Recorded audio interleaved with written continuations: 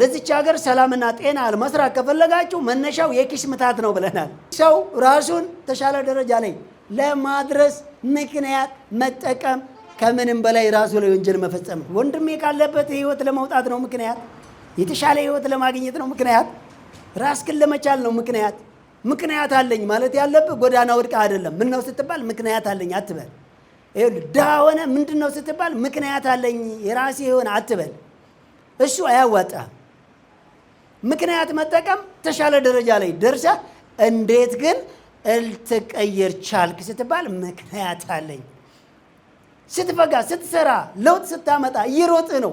ምንድነው እንደዚህ የሚያደርግ ስትባል ምክንያት አለኝ በል እንጂ ለድድብናና ለድንቁርና ወይም ለድህነት ለኋላ ቀር ህይወት ምክንያት ስላለኝ ነው አትበሉ። አይታችሁ ከሆነ የብዙ ሰዎች ታሪክ አያልቅም አይደል? ቢወራ እያንዳንዱ ሰው ታሪክ አለው። አዳማጭ ቢያገኝ አዘንባ የሚያነባበት በጣም ሮሮ አለው። በጣም አሳማኝ ነገሮች አሉት። በጣም ያለመማሩ የቤተሰቦቹ ችግር፣ ደስተኛ አለመሆኑ የፖለቲካው ችግር፣ ሀብታም አለመሆኑ የፖሊሲውና የሀገሪቱ ችግር እያንዳንዱ ይዘረዝርልሃል እኮ።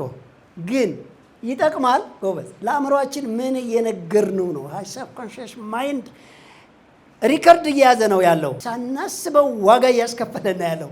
ስለዚህ ፕሊዝ አሁን ያለው የምትፈልገው ህይወት ላይ ካልሆነ እኔ ማነቃቂያ እየጠቀምኩ አይደለም፣ ትክክለኛውን ነው የማወራችሁ። የሄድኩትን የኖርኩትን ነው የማወራችሁ። አሁን ያለበት ህይወት ካልመጠነ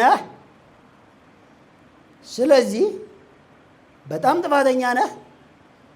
ምን ነው እዚህ ቦታ ካሉ ምክንያት እንዳደረድር ስላልሰማው፣ ስለተኛው፣ ስላልባነን፣ ስላልነቃው፣ ስላልሰራው፣ ስላልተራመድኩ የተግባር ሰው ስላልሆንኩ ብቻ በል እንጂ ለምን መሰለ ብለን ጣታችን እየቆጠርን ምክንያት የምንደረድር ከሆነ በህይወታችን ውስጥ አሳማኝ ያልናቸው ብዙ ታሪኮች፣ ብዙ ጫናዎች፣ ብዙ እንቅፋቶች አሉ። ደግመው እንዲሞቱን እየፈቀድን ነው ያለ ነው።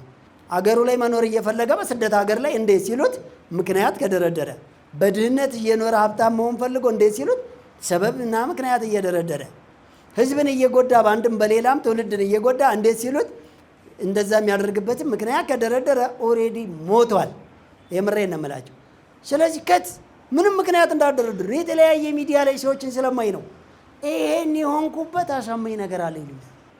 በዚህ ፕሮግራም ከ5 ዓመት በኋላ ስራ አይቻልም። እስከዚህ በላይ ረፍታለ እንዴ?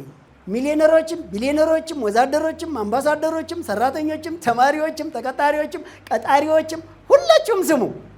በዚህ ፕሮግራም ከ5 ዓመት በኋላ የገንዘብና የጊዜ ነፃነት ያስገኛችኋል።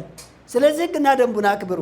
ሀብታም ልትሆን ትችላለህ። የገንዘብ ነፃነት ወይ የጊዜ ነፃነት ከሁለት አንዱ ይጎልሃል።